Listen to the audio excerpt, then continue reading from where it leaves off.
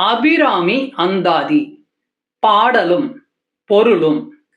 பாடல் 77. பகை அச்சம் நீங்க.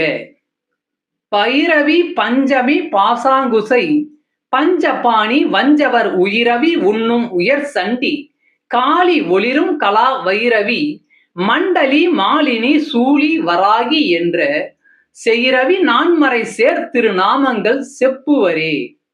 பைரவி பஞ்சமி பாசாங்குசை பஞ்சபாணி வஞ்சவர் உயிரவி உண்ணும் உயர் சண்டி காளி ஒளிரும் கலா வைரவி மண்டலி மாலினி சூலி வராகி என்ற செய்ரவி நான்மறை சேர் திருநாமங்கள் செப்புவரே. பொருள்.